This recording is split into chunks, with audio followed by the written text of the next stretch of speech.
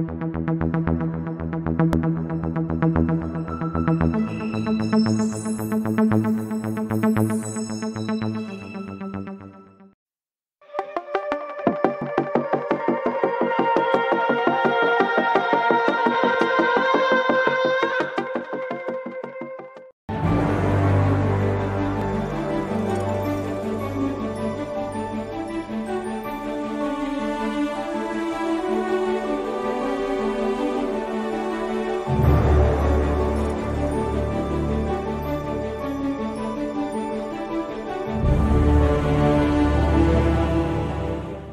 తరఫున తెలుగు ప్రజల తరఫున కేంద్ర ప్రభుత్వం తరఫున హృదయపూర్వకమైనటువంటి శుభాకాంక్షలు.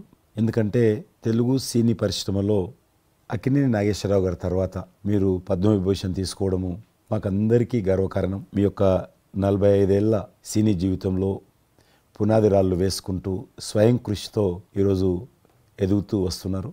ఎంతో కష్టపడి మీరు ఈ స్థాయికి చేరుకున్నటువంటి మీకు ఈరోజు కేంద్ర ప్రభుత్వం పద్మవిభూషణ్తో సన్మానించడము నిజంగా ప్రతి తెలుగు బిడ్డ గర్వపడాల్సినటువంటి అంశమని నేను భావిస్తా ఉన్నాను. Thank you so much. Padma Vibhushan వచ్చిన ఈ సందర్భంలో మీరు అభినందించడానికి నా స్నేహితుడిగా చిరకాల మిత్రుడిగా మీరు రావటం అన్నది నాకు చాలా చాలా సంతోషం, మిక్కిలి ఆనందంగా ఉంది. అండ్ మీ ప్రేమని మీ అభిమానాన్ని ఆస్వాదిస్తున్నాను. Thank you so much. ఢిల్లీలో రాష్ట్రపతి చేతుల మీదుగా తీసుకుంటున్నారు కాబట్టి మేము దానికంటే ముందే మిమ్మల్ని కలవాలి, అభినందించాలనేటువంటి ఆలోచనతో ఈరోజు మీ దగ్గరికి రావడం జరిగింది.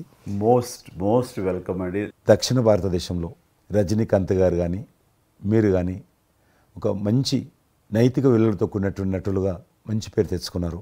అంతేకాకుండా మన తెలుగు ఇండస్ట్రీస్కి వచ్చినప్పుడు తెలుగు ఇండస్ట్రీలో అప్పుడప్పుడు అనేక రకాల సమస్యలు వస్తుంటాయి, క్రైసిస్ వస్తూ ఉన్నప్పుడు ప్రభుత్వంతో కానీ మీ నటుల మధ్యలో కానీ సినిమా ఇండస్ట్రీ మధ్యలో కానీ వచ్చినప్పుడు సీనియర్ నటుడిగా మెగాస్టార్గా అందరినీ సమన్వయపరుస్తూ మరి ముందుకు తీసుకెళ్ళేటువంటి వారు. అలాంటి మీరు ఈరోజు మరి పద్మవిభూషణ్ రావడం అనేటువంటిది మరి అందరం సంతోషించాల్సిన అంశం అని నేను భావిస్తాను. ఈ ఇండస్ట్రీ లేకపోతే మేము లేవండి. మా చదివిన చదువుకు కానీ మన బ్యాక్గ్రౌండ్కి కానీ ఏదో ఒక మారుమూల ఉద్యోగం చూసుకుంటూ ఉండాల్సిన వాళ్ళు ఈ రోజున ఇంత సెలబ్రిటీ స్టేటస్ కానీ ప్రపంచవ్యాప్తంగా ఎక్కడ మన వాళ్ళు ఉన్నా సరే అక్కడ గుర్తింపు కానివ్వండి, ఇవన్నీ రావటం అంటే కనుక కళామ తల్లి ఆ సినిమా ఇండస్ట్రీ నాకు పెట్టిన భిక్షగా నేను ఫీల్ అవుతుంటాను. ఆ ఇండస్ట్రీ లేకపోతే ఏం లేదు. అందుకని ఇలాంటి ఇండస్ట్రీకి ప్రత్యుపకారంగా నేను ఏం చేయాలి, నాకు ఇంత స్థానం ఇచ్చిన ఇండస్ట్రీకి తిరిగి నేను ఏమి ఇవ్వగలను అనేటటువంటి ఒక గ్రాటిట్యూడ్ నుంచి మొదలైంది. క్రైసిస్ వచ్చినప్పుడు నేనేదో నా భుజం కాయాలి, నా వంతు సహాయం చేయాలి అనే ఆలోచన. ఒక ఇంటికి పెద్ద బిడ్డగా పెద్ద కొడుకుగా ఆ ఇంటి కుటుంబ బాధ్యతలకి తన వంతు సహాయం ఎలా చేస్తాడో అలాగే నిర్వర్తించాలని ఉంటుంది. కానీ ప్రతిదానికి పెద్ద నేను అనేటువంటి బేషిజానికి మాత్రం పోవాలని కారణం ఒకటి అనుకుంటే మీరంటే అందరు యాక్సెప్టబిలిటీ ఉంటుంది. అది కూడా ఆ యాక్సెప్టబిలిటీ చిన్నవాళ్ళు కానీ పెద్దవాళ్ళు కానీ ఈ రంగం కానీ ఆ రంగం కానీ మీరు ఏదైనా ఒక మాట చెప్తే దాని మీద మీరు నిలబడతారు, మిగతా వాళ్ళు కూడా మీ మాట గౌరవం ఇస్తారు. అది కారణం నేను అనుకుంటాను. సినిమా రంగం నుంచి రాజకీయాలకు వచ్చి కూడా రాజకీయాలలో మీకంటూ ఒక ప్రత్యేక స్థానాన్ని సంపాదించుకున్నారు. మీరు కొత్త ఒరవడి రాజకీయాల్లో కూడా తీసుకురావడం, మీరు చేపట్టినటువంటి ప్రచార కార్యక్రమం కానీ మీకు వస్తున్నటువంటి స్పందన కానీ అద్భుతంగా మేమందరం ప్రతి కార్యక్రమాన్ని వేరే ప్రత్యామ్నాయ పార్టీలో ఉన్నప్పుడు కూడా మీ రాకను మేము గమనించే వాళ్ళము. మీరు చేస్తున్నటువంటి ప్రచారము కొత్త ఒరవడి మీరు అద్భుతంగా చేశారు. ప్రాంతాలకు అతీతంగా మీకు స్పందన లభించింది, చాలామంది గెలిచొచ్చారు. ఒక ఆర్టిస్ట్గా నేను మంచి స్థితిలో ఉన్నప్పుడు రాజకీయాల్లోకి వెళ్ళాల్సినటువంటి ఒక పరిస్థితులు నెలకొన్నాయి.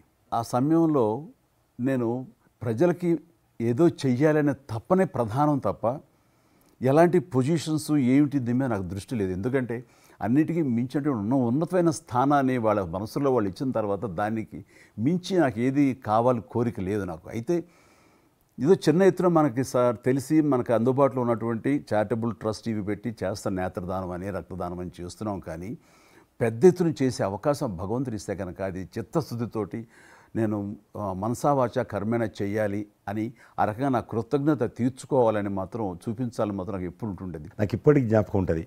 ఇది అంతకుముందు ఒకటే ఉండేది, ఇలాగ పెట్టినప్పుడల్లా ప్రతిసారి మీరే జ్ఞాపకం వస్తారు నాకు. ఇంత కీన్ అబ్జర్వేషన్. రాజకీయంగా ఉన్నప్పుడు మాత్రం నాకు ఎనలేని సంతృప్తి ఎక్కడ లభించిందంటే, ముఖ్యంగా ఇప్పుడు తమరు చేస్తున్నటువంటి శాఖ ఉంది కదా టూరిజం, అది నేను మీకంటే కొంచెం ఒక స్టెప్ ముందుగా దాన్ని నేను అవి నిర్వర్తించినప్పుడు ఆ శాఖలో మంత్రిగా నాకు పొందినటువంటి అనుభూతి కానీ లభించిన సంతృప్తి కానీ అంతా ఇంత కాదు. ఆ రకంగా మాత్రం రాజకీయాలకు వస్తే ఇంత చేయొచ్చా అనేది మాత్రం నాకు సుస్పష్టంగా నాకు అనుభవపూర్వకంగా తెలిసొచ్చింది మంత్రిగా ఉన్నప్పుడు టూరిజానికి. అది అలా అలా వెళ్ళి ఆఖరికి ఒక కల్నరీ ఇన్స్టిట్యూట్ అనేది నాకు అవకాశం తిరుపతిలో నేను వెళ్ళాను. అద్భుతమైనటువంటి ఇన్స్టిట్యూట్ అది. అంటే క్షమించాలి, అది ఇనిషియేట్ చేసి తీసుకురావడం వరకు నేను చేసి ఇంకా ప్లానింగ్ అంతా మీరు ఉన్నప్పుడే జరిగింది. రాబట్టడానికి ఎంత కృషి చేశానంటే అంతా ఇంత కాదు, అది మనకు రాకుండా పోయే పరిస్థితులు ఉన్నాయండి. ఆ టైం లోపల ఒక మినిస్టర్నా ఒక సూపర్ స్టార్నా అన్నీ పక్కన పెట్టేసి ఆ ప్లానింగ్ కమిషన్ చైర్మన్ ఉండేవారు మౌంటగా అహులువాలియా, ఆయన దీన్ని వద్దు, మనకి ఇది వైబుల్ కాదు, ఇది ఫీజిబుల్ కాదంటే కనుక కాదని ఆయన గుమ్మదరికి వెళ్ళిపోయి చేతులు కట్టుకుని ఇది ఓకే చేయండి సార్, దీని ఆవశ్యకత అంతా కాదు. ఇండియాలో ఉన్నటువంటి ఎన్ని రకాల స్టేట్స్ ఎన్ని రకాల కల్చర్స్ ఉన్నాయో అన్ని రకాల వంటకాలు ఉండేటటువంటి దేశం మందే. అది నేర్పించే ఒక ఇన్స్టిట్యూషను ఈ రోజున మనకి కావాలి, అదే కల్నరీ ఇన్స్టిట్యూట్. అది మనకు వచ్చింది, దాన్ని మనం నిలబెట్టుకోవాలి. ఇది గొప్ప అవకాశం, ఎంతోమందికి ఉద్యోగం ఇవ్వటమే కాదు మన కల్చర్ని కూడా మనం నిలబెట్టుకోవడం అవుతామంటూ ఆయనతో పోరాడి కన్విన్స్ చేసి ఓకే చేసి ఇక్కడ రాష్ట్ర ప్రభుత్వం ఆ రోజున ఉన్నట్టు రాష్ట్ర ప్రభుత్వం ఒప్పించి రేణుగుంటలో 17 ఎకరాల దాకా చేయించి ఇంకా పెట్టేస్తున్నాం, ఇంకా మనం స్టోన్ వేస్తున్నాం ఇక్కడ అని అనుకున్న సమయంలో ఈ రాష్ట్ర విభజన సమయంలో నేను రిజిగ్నేషన్ టెండర్ చేసి వచ్చింది. అయితే ఫైల్స్ సంతకం అన్నీ అయిపోయినాయి. దాని తర్వాత ఇమ్మీడియట్గా వచ్చిన కేంద్ర ప్రభుత్వంగా మీరు దాన్ని ఇంప్లిమెంట్ చేసి ఈరోజు రేణుగుంటలో అది మీరు చాలా అద్భుతంగా ఉన్నదండి. ఇంకా దాన్ని ఈ మధ్యలోనే 2 రోజుల క్రితం ఈ మధ్య నేను మా సెక్రటరీని పంపించాను. మళ్ళీ దాన్ని ఇంకా రిక్రూట్మెంట్ కానీ ఇంకా రీడెవలప్మెంట్ కానీ ఇంకా ఏ రకంగా డెవలప్. ఇప్పుడు ఆల్రెడీ మేము ఎస్వి యూనివర్సిటీతో టైప్ చేసుకుంటున్నాము, టీటీడీ వాళ్ళతో టైప్ చేసుకుంటున్నాము, కొన్ని స్టార్ హోటల్స్తో టైప్ చేసుకుంటున్నాము. ఆ రకంగా ఇంకా మీరు ఏదైతే ఆలోచన ఉండనో మీ ఆలోచన ప్రకారం దాన్ని ముందుకు ముందుకు తీసుకెళ్తాం. మీరు రాజకీయాలు ఉన్నా సినిమా రంగంలో ఉన్నా కూడా కల్మషం లేనటువంటి వ్యక్తి అని నేను భావిస్తాను. ఎవరిని పల్లెత్తు మాట అన్నారు, ఇంట్లో అన్నారు అనుకుంటే బయట అన్నారు అనుకుంటాను. పార్టీ పెట్టినప్పుడు కూడా ఎవరన్నా అక్కడక్కడ రాజకీయంగా అన్నా కానీ మీరు వ్యక్తిగతంగా అందరూ గౌరవిస్తారు ఈరోజు ఏ పార్టీలు ఉన్నప్పుడు కూడా. నేను అది ముందస్తుగా చూసింది మీలో కిషన్ రెడ్డి గారు. మిమ్మల్ని మనస్ఫూర్తిగా చెప్తున్నాను, అసెంబ్లీలోకి నేను అడుగుపెట్టినప్పుడు నేను కొత్తవాడిని. నా వెనకాల ఆల్రెడీ ఒకసారి ఎమ్మెల్యేగా చేసి రెండోసారి ఎమ్మెల్యేగా ఉన్న కిషన్ రెడ్డి గారు నా పక్క సీట్లో ఉండేవారు. ఇటు పక్క ఇంకొకరు జయప్రకాష్ నారాయణ గారు, ఆయన ఇటు పక్క చంద్రబాబు నాయుడు గారు, మరో పక్కేమో వైఎస్ఆర్ అందరూ ఉండేవాళ్ళు. వీళ్ళందరూ మాట్లాడుతుంటే వీళ్ళందరూ రాజకీయ ఉద్దండులు మాట్లాడుతుంటే అందరిని చూస్తుండేవాడిని. అక్కడ నాకు వచ్చిన షాక్ ఏంటంటే ఫస్ట్ ఒకళ్ళు దుయ్యబెట్టుకుంటూ తిట్టుకుంటూ అసలు దుర్భాషలు ఆడుకుంటూ కొట్లాడుకునే పరిస్థితి దాకా వస్తూ ఇక ఫినిష్ అయిపోయింది, ఇక ఒకళ్ళొకళ్ళు మాట్లాడుకోరు, ఇంకా వీళ్ళు దీర్ఘకాల శత్రువులు వీళ్ళు ఇంకా అనే ఫీలింగ్ వచ్చింది. ఇలా ఉంటుందా అనేది. బట్ దానికి విరుద్ధంగా నేను అసెంబ్లీ అయిపోగానే కార్నర్లు నడుచుకెళ్తుంటే ఎవరైతే ఇద్దరు తిట్టుకున్నారో ఒకరొకరు దూషించుకున్నారో వాళ్ళు భుజమే చేసుకుని ఏంది భయ్యా నువ్వు అలా అంటే నువ్వు అనలేదు భయ్యా, అరే నా నాయకుడు చూస్తున్నాడు అనకపోతే బాగుండదని ఇట్లా అంటుంటే నాకు షాక్ తిన్నాను, చాలా ఆశ్చర్యపోయేవాడిని. ఇదే ఇలా ఉంటుందా? మీ సినిమా ఫీల్డ్ కంటే ఎక్కువ నటులు ఉంటారు, మీ సినిమా ఫీల్డ్ కంటే ఎక్కువ నటులు రాజకీయాల్లో ఉంటారేమో అలా అనిపిస్తుంది నాకు. అక్కడ అలాంటి పరిస్థితుల్లో ఒక నిబద్ధతతోటి ఇష్యూ బేస్డ్గా మాట్లాడుతూ తను అనుకున్నవి నిర్దిష్టంగా చెప్పగలిగేటటువంటి నాయకుల్లో మిమ్మల్ని అబ్జర్వ్ చేశాను. మీరు ఎక్కడ ఎవరిని దుర్భాషలాడటం నేను చూడలేదు, ఎవరిని పౌరుషంగా మాట్లాడటం చూడలేదు, ఎవరిని ఎద్దేవా చేయటం రెడిక్యూల్ చేయడం నేను చూడలేదు. మీరు ఎంతసేపు ఇష్యూ బేస్డ్గా మాట్లాడేవాళ్ళు, స్ట్రాంగ్ వాయిస్ చేసుకుని మీరు అనుకున్నది అది ఎంత కరెక్టు, ఎలా అన్యాయం జరుగుతుంది అని ఆ ప్రజలకి మద్దతుగా ప్రజల తరపున నిలబడి మాట్లాడిన నాయకుడుగానే మిమ్మల్ని చూశాను. నేను ఇప్పటికీ అలాగనే ఉన్నాను. అవును, మా పార్టీలో ఉన్న కొంతమంది కానీ బయట ఉన్నటువంటి వాళ్ళు కానీ కొంత మీడియా విలేకరులు కానీ నువ్వు ఆ రకంగా మెత్తగుంటే లాభం లేదు, ఇప్పుడు రాజకీయాలలో నువ్వు కూడా పరుషంగా మాట్లాడాలి, వ్యక్తులను చాలా గట్టిగా మాట్లాడాలి అంటారు. కానీ నేను అదే అంటాను, నేను ఇప్పుడు మారలేను, నాకు అవసరం కూడా లేదు, నేను ఇలానే ఉంటాను. నేను గతంలో ఏ రకమైనటువంటి వాజ్పేయి గారు, లాల్ కృష్ణ అద్వాని గారు, మా తెలంగాణలో మా వి రామారావు గారు, వెంకయ్యనాయుడు గారు, దత్తాత్రేయ, ఇదంతా నాకు నేర్పారు వాళ్ళు. నేను చిన్నగా ఉన్నప్పుడు నా చేయి పట్టుకొని నడిపారు వాళ్ళు. కాబట్టి నేను ఏ రోజు కూడా చిన్న పొరపాటు చేయకూడదనేటువంటి దాంట్లో ఉన్నాను. నేను ఎప్పుడన్నా రాస్తారోకో చేసేవాళ్ళం. రాస్తారోకే మాకు వి రామారావు గారని సిక్కిం గవర్నర్ ఉండే ఎమ్మెల్సీ, ఆయన వెంటనే ఫోన్ చేసేవాడు. నువ్వు ఎక్కడన్నా పోతున్నప్పుడు ఎవరన్నా రాస్తారోకే చేస్తే ఒక 2-3 గంటలు ట్రాఫిక్ జామ్ అయితే నీకు ఎంత బాధ అవుతుంది?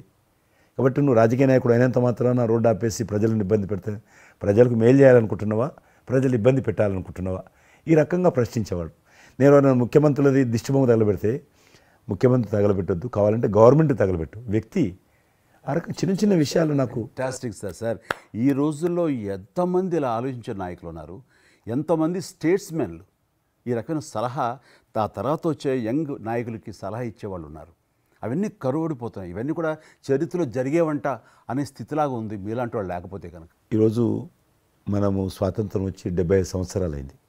ఈ 75 సంవత్సరాల్లో మనం అనేక రకాలుగా అభివృద్ధి చేసుకున్నాము, ప్రాజెక్టులు కట్టుకున్నాము, ముందుకెళ్ళాము, కొంత మెరుగైనటువంటి పరిస్థితి వచ్చింది. కానీ మన తర్వాత వచ్చినటువంటి స్వాతంత్రం వచ్చినటువంటి దేశాలు కూడా డెవలప్డ్ కంట్రీగా ఎమర్జ్ అయినాయి. మనం ఇంకా డెవలపింగ్ కంట్రీ, అభివృద్ధి చెందిన దేశంగా ఎదగలేరు. కానీ దురదృష్టం ఏంటంటే మనకు టార్గెట్ పెట్టుకోలే. ఎప్పటి లోపల మనం లక్ష్యం చేరుకుందాం అనేది ఎక్కడ కూడా పెట్టుకోలే. ఇంకో 75 సంవత్సరాల తర్వాత ఇట్లనే ఉన్నాం అనుకో, ఇంకో 75 సంవత్సరాల తర్వాత కూడా వెనక తిరిగి చూస్తే మనం డెవలపింగ్ కంట్రీగా ఎమర్జ్ కాము. అందుకే ఈ మధ్యలో మన కేంద్ర ప్రభుత్వము ఒక టార్గెట్ పెట్టుకుంది. ఇప్పుడు కమింగ్ 25 years ప్రపంచంలో అత్యధికమైనటువంటి యూత్ పాపులేషన్ ఇండియాలో ఉంటుంది. ఎగ్జాక్ట్లీ. కాబట్టి ఈ 25 years అమృతకాలం అంటారు దీన్ని. ఎగ్జాక్ట్లీ. ప్రధానమంత్రి కూడా అప్పుడప్పుడు అంటుంటారు ఇది అమృతకాలము. కాబట్టి ఈ 25 years మన యూత్ కానీ ప్రతి ఒక్క ఫీల్డ్ కానీ మనము ఇప్పుడు సినిమా ఫీల్డ్ అందుకు సినిమా ఫీల్డ్ 2047లో ఏ రకంగా ఉండాలి, ప్రపంచాన్ని ఏ రకంగా డామినేట్ చేయాలి, అగ్రికల్చర్ ఏ రకంగా డామినేట్ చేయాలి, ఇండస్ట్రీ ఏ రకంగా డామినేట్ చేయాలి, ఎన్జిఓస్ ఏ రకంగా పనిచేయాలి, ఆర్థిక వ్యవస్థ ఏ రకంగా ఉండాలి, ఆ రకంగా ఎవరికి వారు 140 కోట్ల మంది మనం అనుకొని 2047 లోపల 100 సంవత్సరాల స్వాతంత్ర పండుగ జరుపుకుంటాము. ఆ రోజుకు మనం అభివృద్ధి చెందిన దేశంగా ఎదగాలి. ఇంకొక మాట అంటారు ప్రధానమంత్రి గారు, అప్పుడు ఏ పార్టీ ఉంటుందో అధికారం మనకు అనవసరం. అప్పుడు ఎర్రకోట నుంచి ఏ ప్రధానమంత్రి ఏ వ్యక్తి జాతీయ పతాకం ఆవిష్కరిస్తారో మనకు సంబంధం లేదు, ఎవరైనా ప్రజలు అనుకుంటారు. కానీ ఆ రోజుకు మన దేశం ప్రపంచంలో డెవలప్డ్ కంట్రీ స్థాయికి ఎదిగి 3, 4, 5 ఉంటే అట్లో మన దేశం ఉండాలనేది అని ఈరోజు మనం అందరం ఒక లక్ష్యంగా పెట్టుకొని ముందుకెళ్తే యూత్ ఏదైతే అంటున్నారో మీరు, ఆ యూత్ కూడా మరి వాళ్ళ జీవితం సాఫల్యం చెందినట్టు అవుతుంది. ఇప్పుడు డెవలప్డ్ కంట్రీస్లో మనది ఆర్థికంగా చూసుకుంటే కనుక ఆర్థిక వ్యవస్థగా మనది 5వ కంట్రీగా డెవలప్ అయింది. లార్జెస్ట్ ఎకానమీ ఈ మధ్య కాలంలో, ఈ మధ్య సంవత్సరాల్లో, ఒక దశాబ్ద కాలం లోపల. ఇప్పుడు వచ్చే 5 సంవత్సరాల్లో మనం థర్డ్ ప్లేస్ చేరుతాం. ఇప్పుడు యూకే లాంటి మనల్ని పరిపాలించి మన ఆక్రమించుకొని పరిపాలించినటువంటి బ్రిటన్ కూడా వెనకకి నెట్టేసి 5వ స్థానానికి వచ్చేసి వచ్చేటువంటి 5 సంవత్సరాల్లో ఖచ్చితంగా మనం 3వ స్థానంలోకి లార్జెస్ట్ ఎకానమీ కంట్రీగా మనం ఎమర్జ్ అవుతాం. 100%. అవన్నీ ఇప్పుడు జరుగుతున్నటువంటి ఈ యొక్క డెవలప్మెంట్స్, ఈ ఆర్థిక సంస్కరణలు ఇవన్నీ చూస్తుంటే ఖచ్చితంగా ఆ రోజు ఎంతో దూరం లేదు మీరు చెప్పినట్టుగా. మీ తెలిసి మధ్యలో G20 సమావేశాలు నిర్వహించినప్పుడు నేను మీతోటే మాట్లాడాను. శ్రీనగర్ అంటే ఎట్లా ఉండనో పరిస్థితి తెలుసు. ఈ టూరిజం మినిస్ట్రీకి 4 మీటింగ్లు అవుతాయి. ఒక మీటింగ్ అక్కడ పెట్టాలని నిర్ణయించుకున్నప్పుడు ప్రధానమంత్రి అన్నారు, సినిమా ఫీల్డ్ మీద చర్చించండి, ఎందుకంటే సినిమా ఫీల్డ్ ఎక్కువగా షూటింగ్లు చేసేవాళ్ళు. మేము చిన్నగా ఉన్నప్పుడు జమ్మూ కాశ్మీర్ వెళ్ళలేదు ఎవరం కూడా, కానీ దేశంలో ఉన్నటువంటి కోట్లాది మంది కాశ్మీర్ అందాలను చూశారు సినిమాల కారణంగా. ఎవరు పోలేదు అక్కడికి, కానీ చూశారు. కాబట్టి ఆ సినిమా ఫీల్డ్కి సంబంధించినటువంటి సెషన్ పెట్టాలి మీరని చెప్పి ప్రధానమంత్రి గారు చెప్పి ఆయన ఆదేశించిన తర్వాత ఈ సినిమా ఫీల్డ్కి సంబంధించి అన్ని దేశాలకు సంబంధించినటువంటి ప్రముఖులందరినీ కూడా ఆహ్వానించాం. అప్పుడు మేము మీటింగ్ పెట్టాలంటే పాకిస్తాన్ అన్ని దేశాలకు లెటర్స్ రాసింది, చైనా లెటర్స్ రాసింది, టెర్రరిస్ట్ ఆర్గనైజేషన్స్ అన్నీ కూడా హెచ్చరించాయి. జమ్మూ కాశ్మీర్కి వస్తే, Kashmir is a disputed place అది, కాబట్టి ఎవరు రావద్దు, వస్తే మాత్రము ఏమైనా అవుతే మాకు సంబంధం లేదని పాకిస్తాన్ కూడా అందరూ హెచ్చరించారు. బట్ ప్రైమ్ మినిస్టర్ చెప్పాడు, ఎట్టి పరిస్థితుల్లో మీటింగ్ పెట్టి తీరాలి, నువ్వు నాకు అనవసరం, నీకేం కావాలో నేను అన్ని ఏర్పాటు చేస్తాను. ఆ తర్వాత నేను మీతో మాట్లాడి ఆ రోజు అప్పుడే కాశ్మీరు అనగానే మీరు కాశ్మీరు లోయల్లో కన్యాకుమారి ఇలాంటి సాంగ్స్ ఎన్నో మాకు గుర్తుకొచ్చినాయి. అలాంటిది మళ్ళీ మీరు మీ పార్టిసిపేషను ఉంటే బాగుంటుంది అనుకున్నప్పుడు ఆ టైంలో నేను రాలేని పరిస్థితిలో రామ్ చరణ్ వస్తే బాగుంటుంది, అతను triple R cinema Oscar award వచ్చింది. తోటి తను మంచి ఆస్కార్ అవార్డు వచ్చింది, బాగుంటుంది, ప్రధానమంత్రి గారు చెప్పాను. అప్పుడు అందరూ ఫారినర్స్ డెలిగేట్స్ అందరూ కూడా ఏ సినిమా సాంగ్ అది నాటు నాటు నాటు నాటు సినిమా డాన్స్ చేశారు అక్కడ. డాన్స్ చేశారు వాళ్ళు. ఎవరు మన కొరియన్ కొరియన్ మినిస్టర్.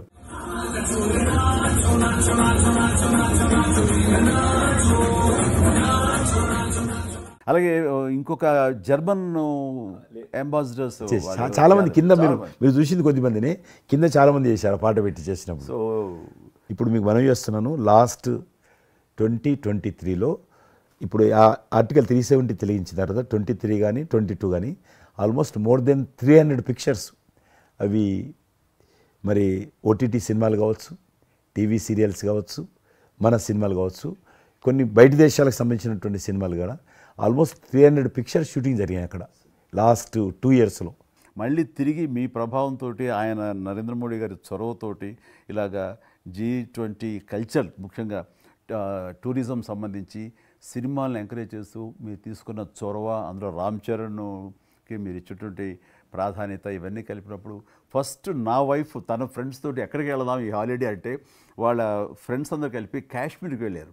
అన్నిటికీ మించి మన భారత జాతీయ జెండా రెపరెపలాడుతున్నది. మీకు తెలుసలేదు, మా పార్టీ తరఫున మాకు మురళీ మనోహర్ జోషి గారు ఉండేవారు, పార్టీ అధ్యక్షుడు అద్వానీ గారి తర్వాత. ఆయన కన్యాకుమారి నుంచి కాశ్మీర్ వరకు యాత్ర తీసాం మేము. ఏంటో తెలుసా డిమాండ్, అక్కడ శ్రీనగర్లో జాతీయ పతాకం ఎగరడం, దానికోసం ఉద్యమం చూడండి, ఒక జెండా ఎగరడం కోసం. ఆడికి మిలిటరీ మధ్యలో, పోలీస్ ఫైరింగ్ల మధ్యలో ఒక జెండా, మేము జమ్మూ కాశ్మీర్ కానీ ఆపేశారు మమ్మల్ని. అక్కడ నుంచి మిలిటరీ విమానంలో తీసుకుపోయి ఆయన ఒక్కరిని అక్కడ జెండా ఎగిరినట్టు చేసి మనం తీసుకొచ్చారు. దల్ లేక్ అని ఉంది అక్కడ, ఉన్నది కదా. మొన్న 15th ఆగస్ట్, ఇంతకుముందు 15th ఆగస్ట్ ఏదైతే మనము 70 సంవత్సరాల పండుగ జరుపుకున్నాము, 50,000 మంది అమ్మాయిలు అబ్బాయిలు స్కూల్ పిల్లలు అందరూ చేతులలో 3 రంగుల పతాకాలు పట్టుకొని దల్ లేక్ చుట్టూ ఊరేగింపు చేశారు. అది మార్పు. ఇంకొకటి నాకు సంతోషం ఏంటంటే, మీరు రాజకీయాలకు రాకముందే మీకంటూ ఒక ప్రత్యేక స్థానం సర్వీస్ యాక్టివిటీలు, చిరంజీవి చారిటబుల్ ట్రస్ట్ చాలా పెద్ద ఎత్తున చేయడం అనేటువంటిది నిజంగా అది చాలామందికి ఆదర్శమైంది. మిమ్మల్ని చూసిన తర్వాత చిరంజీవి గారు పెట్టిన అంత పెద్ద నటు పెట్టడం మనం చేయకూడదని వాళ్ళ స్థాయిలో పెట్టినటువంటి చాలా సంస్థలు మీ నుంచి స్ఫూర్తి తీసుకొని పెట్టారనేది నాకు తెలిసిన వాళ్ళు కూడా చాలామంది చెప్పారు. కాబట్టి అది గొప్ప విషయం. మీకు ఎందుకు వచ్చిన ఐడియా? అది ఏదైనా సరే ముందు మన మనసులో తిరిగి ప్రత్యుపకారంగా ఏదైనా చెయ్యాలి అనే భావం ఒకటి ఉంటేనండి, అవకాశాలు ఎదురుగా ఉంటాయండి మన ఎదురుగా. అలా చూసేటప్పుడు ఆ టైంలో రక్తం దొరకక చనిపోయే వాళ్ళు చాలామంది ఉన్నారు. వారి గర్భస్రావంతో, డెలివరీ సమయంలో, యాక్సిడెంట్ సమయంలో కొంతమంది క్షతగాతులు, అట్లాగా లుకేమియా కానివ్వండి, క్యాన్సర్ కానివ్వండి, ఇలాంటివి తలసేమియా కానివ్వండి, ఇలాంటి చాలామంది ఉన్నారు. ఇంతమంది జనాభా ఉన్న ఈ దేశంలో రక్తం ఇచ్చేవాళ్ళు లేకుండా పోయారు. ఎందుకంటే రక్తం అనేది ల్యాబుల్లో తయారు చేసేది కాదు, ఒక మనిషి మరొక మనిషికి దానం ఇస్తేనే జరిగేది. సో ఆ మాత్రం లేదు, ప్రత్యామ్నాయం లేదు. సో ఇది కేవలం మంచి మనసుతోటి ఉండేవాళ్ళు ఇచ్చేదే. వాళ్ళని మోటివేట్ చేయాలంటూ నేను ఏం చేస్తానంటే, నా ఫ్యాన్స్ని ఫస్ట్ మోటివేట్ చేద్దామని దీని ఆవశ్యకత చెప్పడం కోసంగా షార్ట్ ఫిల్మ్స్ కానివ్వండి, ఎక్కడ పెడితే అక్కడ నేను ఇవ్వటం మొదలుపెట్టేసరికి ఈ రోజున రక్తం ఇవ్వటం కోసంగా ముమ్మరంగా ముందుకు రాగలుగుతున్నారంటే దాన్ని ఇనిషియేట్ చేసింది, దానికి ముందస్తుగా దాన్ని మోటివేట్ చేసింది నేను అని చెప్పుకోవడానికి నాకు గొప్ప విషయం అండి. కానీ మీరు ఒక ఉద్యమంలాగా తయారు చేశారు దాన్ని, ఒక మూమెంట్ లాగా తయారు చేసి మిషన్కి hats off to my fans and motivate అయిన ధర్మాత్ములు, మంచి మనసు ఉన్న వాళ్ళు ఎంతోమంది ముందుకు వచ్చారు. వాళ్ళందరికీ కూడా ఈ సందర్భంగా చేతులెత్తి నమస్కరిస్తాను. ఇక్కడ మీ గురించి నేను ఇంకోటి విన్నాను, మీరు ఏదైతే నా సేవా కార్యక్రమాల గురించి మీరు ప్రస్తావించారో అదే సమయంలో నేను కోవిడ్లో కూడా నేను కొంచెం యాక్టివ్గా ఉండి మా కార్మికులకి సంబంధించి 3 నెలల పాటు 4 నెలల పాటు నా మిత్రులని సహకారంతో నేను కొంత అమౌంట్ తోటి సినిమా ఫీల్డ్లో పనిచేస్తున్నటువంటి దాదాపు ఆఫీస్ బాయ్ నుంచి మొదలు పెడితే టెక్నీషియన్స్ వరకు కూడా మీరు చాలా పెద్ద ఎత్తున 40,000 మందికి నేను గ్రాసరీస్ ఇవ్వగలిగాను వాళ్ళకి బయటికి రాని పరిస్థితిలో. బట్ అదే పరిస్థితిలో మీరు దేశవ్యాప్తంగా మీరు ముఖ్యం ఇక్కడ మన రాష్ట్రానికి సంబంధించి తెలంగాణలో మీరు ఫ్రంట్ లైన్లో ఉండి ప్రతి వాళ్ళని పరామర్శిస్తూ ప్రతి హాస్పిటల్కి వెళుతూ ఎవరైతే ఆ రోజున ఫ్రంట్ లైన్ హీరోస్ ఉన్నారో వాళ్ళందరినీ పరామర్శిస్తూ మీరు అద్భుతంగా పెద్ద ఎత్తున చేశారు. అదే కాకుండా మన ఇండియా లెవెల్లో మీరు కోవిడ్ సమయంలో corona command control room, corona command control room మీకు మీ ఆధ్వర్యంలో జరిగింది. అప్పుడు మీరు చేసిన సేవల గురించి దేశం ప్రస్తావించారు. అంటే అప్పుడు నోడల్ మినిస్ట్రీ, హోమ్ మినిస్ట్రీ ఉండింది. ఏమైనా డైరెక్షన్స్ దేశానికి ఇవ్వాలన్నా, రాష్ట్ర ప్రభుత్వాలకు ఇవ్వాలన్నా, లాక్డౌన్ ఎక్కడ పెట్టాలి, ఎక్కడ పెట్టకూడదు, ఎప్పుడు పెట్టాలా, లాక్డౌన్లో ఏ స్థాయికి వెళ్ళాలా అన్నీ కూడా హోమ్ మినిస్ట్రీ ఇచ్చేది. నేను అప్పుడు హోమ్ మినిస్ట్రీలో ఉన్నాను.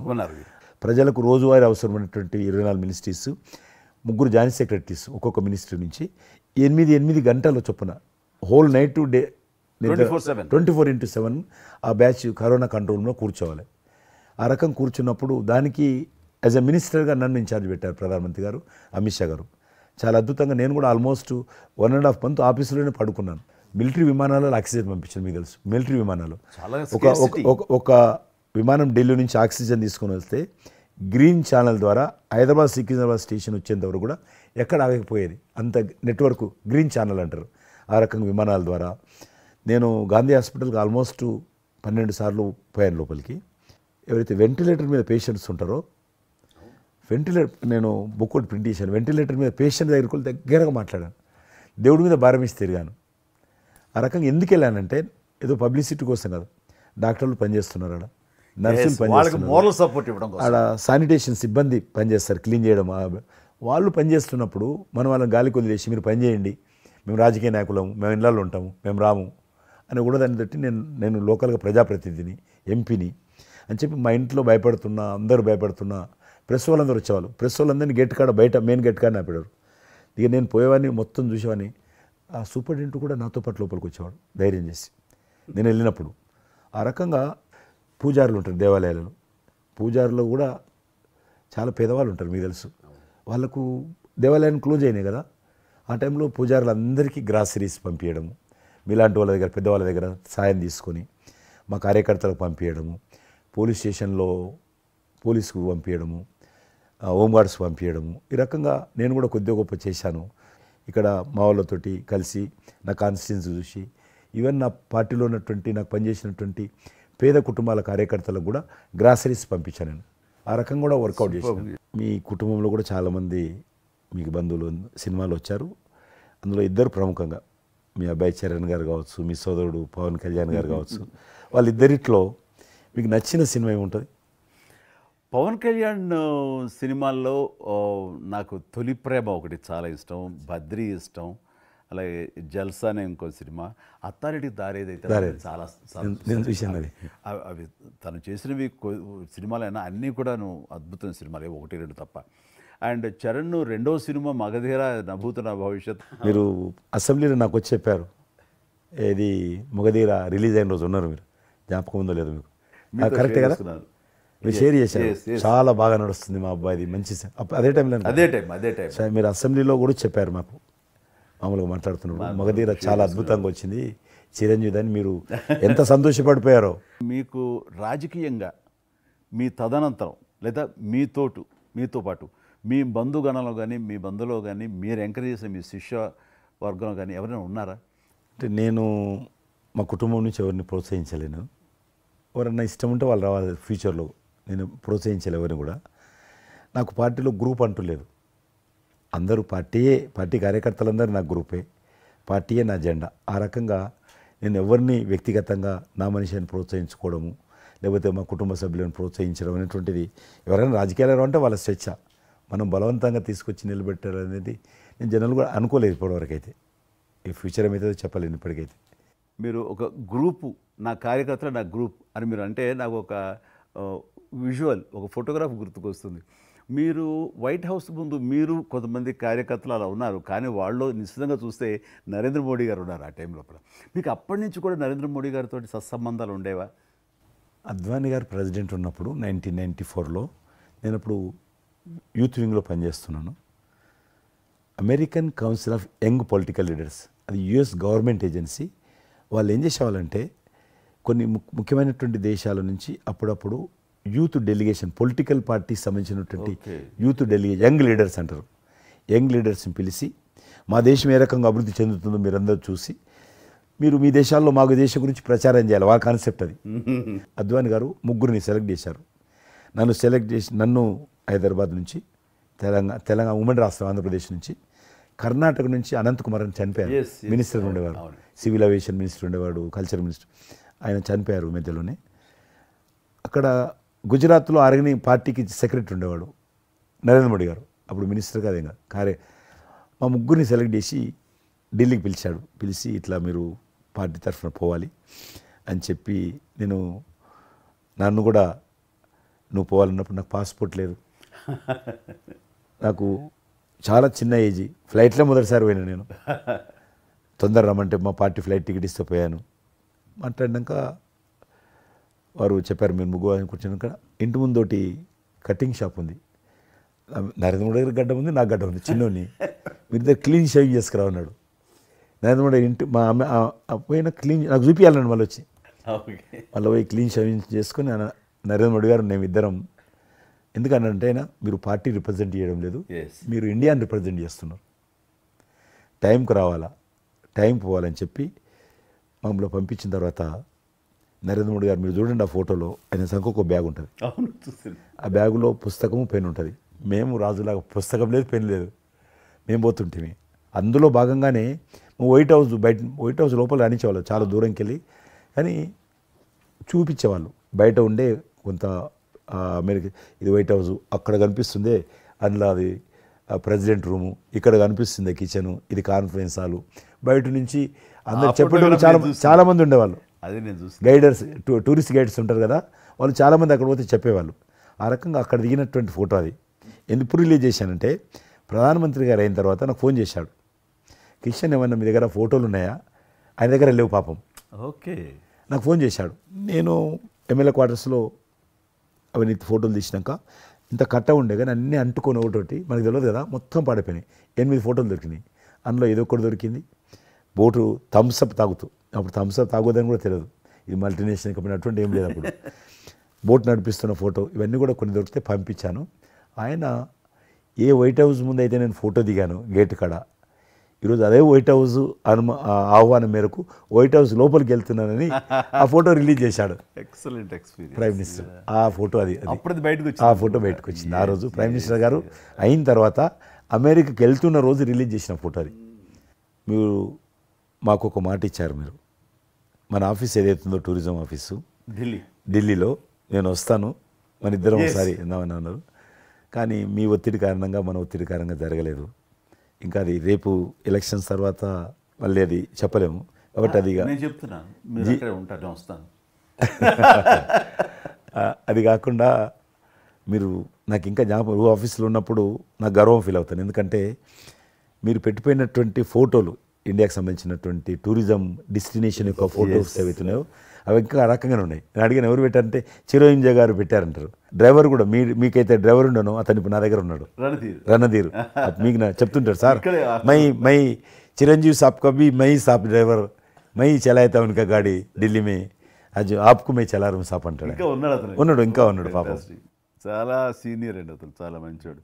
మన ఉమ్మడి ఆంధ్రప్రదేశ్ ఉన్నప్పుడు మనం ఇండియాలోనే మనమే ఆరోగ్యశ్రీని ప్రారంభించామన్నది నాకు తెలిసినటువంటి వాస్తవం.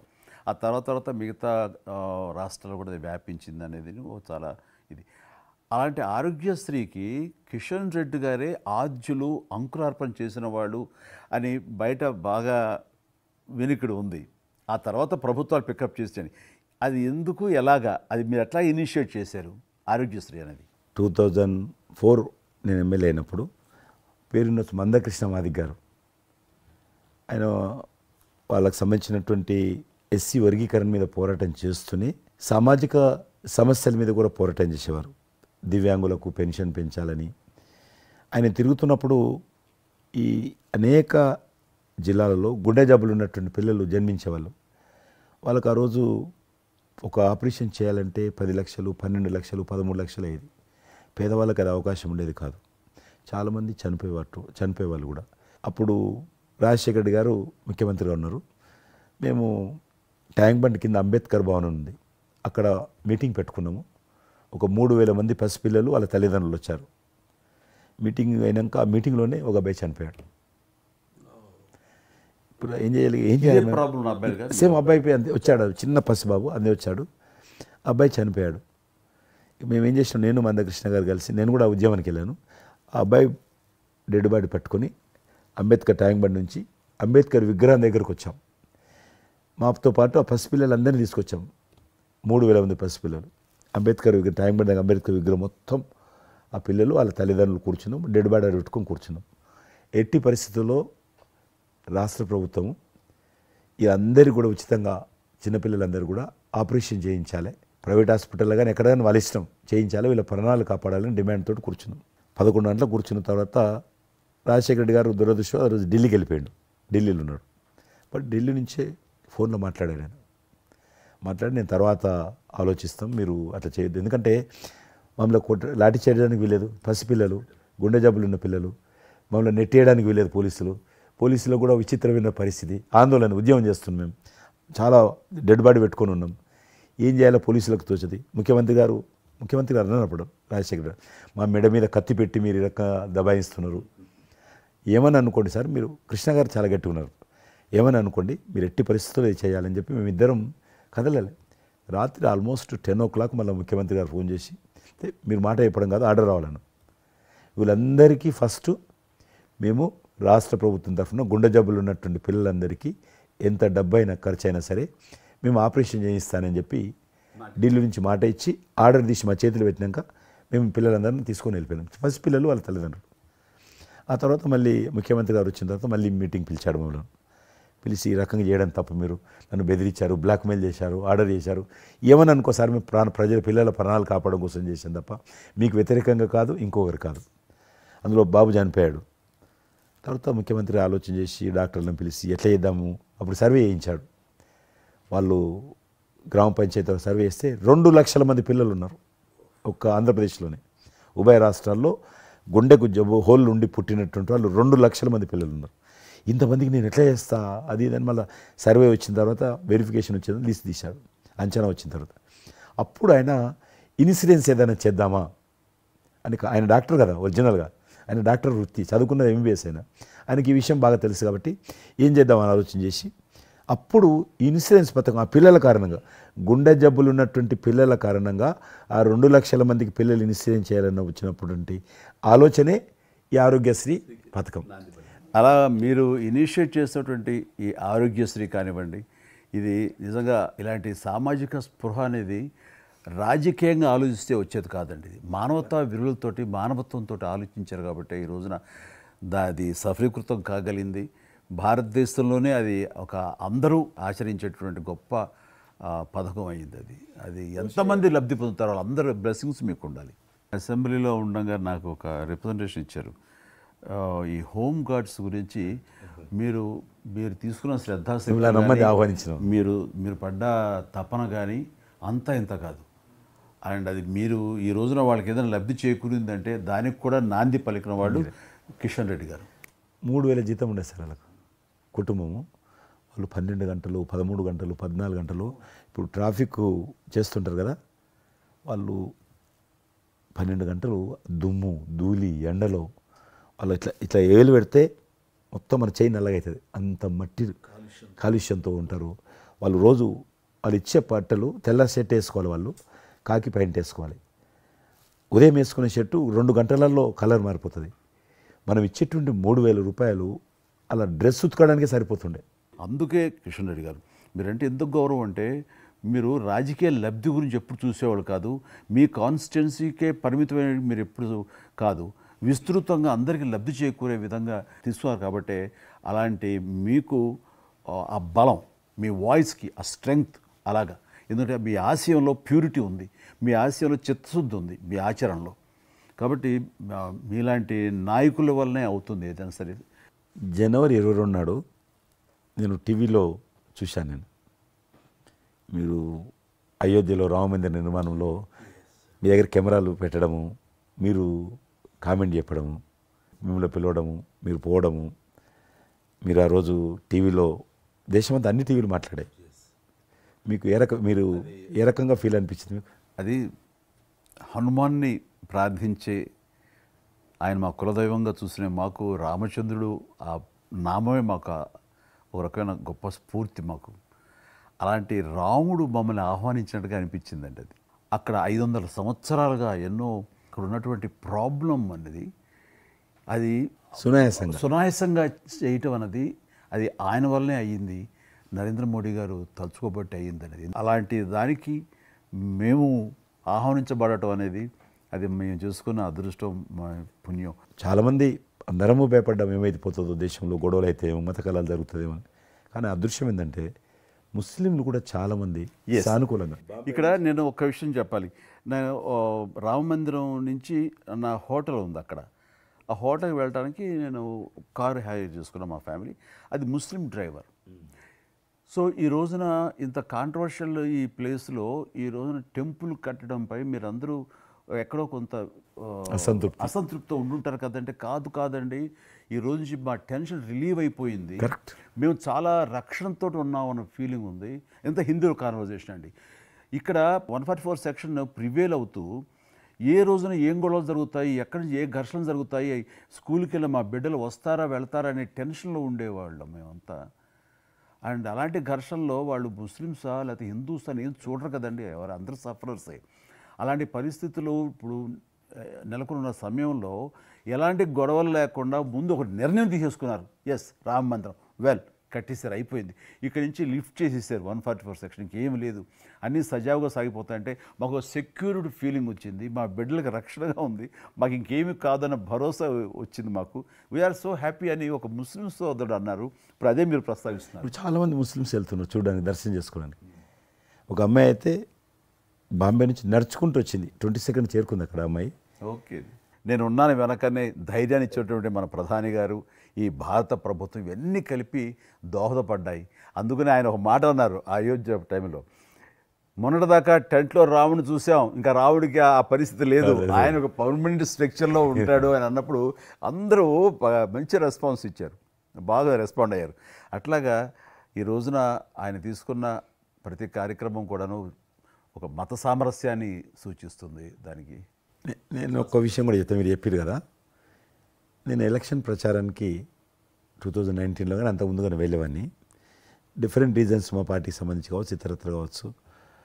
మేము వెళ్తున్నప్పుడు ముస్లిం సమాజాన్ని బస్తీలు కూడా వస్తాయి కొన్ని. మేము ఎంత మైకులు పెట్టుకొని డ్రమ్ కొట్టుకుంటూ పోయినా కూడా ఒక్కరు కూడా బయటకు వచ్చేవాళ్ళు కాదు. ఇప్పుడు పరిస్థితి త్రిపుల్ తలాక్ అని ఒకటి ఉండేది. అది ముస్లింలో ఒక సాంప్రదాయం. అది ఏదైనా భర్త కోపం వచ్చినా 3 సార్లు తలాక్ అంటే ఆడబిడ్డ ఇంటి నుంచి వెళ్ళిపోవాలి. 3 సార్లు అంటే తలాక్ అంటే వెళ్ళిపోవాలి. అయితే దాన్ని మోడీ గారు త్రిపుల్ తలాక్ సిస్టాన్ని చట్టం చేసి ఇది చేయడానికి వీల్లేదు, ముస్లిం మహిళలకు కూడా హక్కులు ఉంటాయి అని చెప్పి ఆయన చేశాడు. అప్పుడు కూడా చాలామంది భయపెట్టించారు, మత కళాలు జరుగుతాయి, అట్లా వేయొద్దు, నువ్వు ముస్లిం పర్సనల్ విషయాల్లో మీరు జోక్యం చేసుకుంటున్నారంటే ఆయన చాలా వివరంగా చెప్పాడు. ఈరోజు నువ్వు ఒక భర్తగా నీ భార్యకు తలాక్ అని ఇచ్చేసి పంపించేస్తున్నావు. రేపు నువ్వు తండ్రి అవుతావు. తండ్రి అయిన తర్వాత కూడా మీ అల్లుడు నీ కూతురుకు తలాక్ తాగని విడాకులు ఇచ్చి పంపిస్తే అప్పుడు నువ్వు ఎంత బాధపడతావు? కాబట్టి ఏ తండ్రి అయినా సరే అట్లా ఉంటుంది. కాబట్టి ఇది ఈ రకమైనటువంటి ఉండకూడదని చెప్పి ఆయన త్రిపుల్ తలాక్ రద్దు చేస్తే, నేను ప్రచారానికి వెళ్తున్నప్పుడు అంతకుముందు బయటకు వచ్చేవాళ్ళు కాదు. ఉదాహరణకు నేను ఇట్లా పోతున్నాను అనుకోని, రోడ్డు రథం మీద నేను పోతుంటే ఇటు సైడ్ నుంచి ఒక ముస్లిం అలా భార్యను కూర్చుని పెట్టుకొని మోటార్ సైకిల్ మీద నడుపుకుంటూ వచ్చేవాడు. ఇప్పుడు ఏం చేస్తున్నంటే భర్తకు చూడకుండా వెనుకున్నటువంటి భార్య పరద లేపి ఇట్లా నాకు ఊపుతున్నది. ఇది నేనే సాక్ష్యం. అంత మార్పు వచ్చింది. కర్టన్స్ ఓపెన్ చేసి బస్తీలలో ఇండ్ల ముందుకు వెళ్తుంటే ముస్లిం ఆడబిడ్డలు వచ్చి, మాతృమూర్తులు వచ్చి, తల్లులు వచ్చి చేతులు ఊపుతున్నారంటే నిజంగా సంతోషం.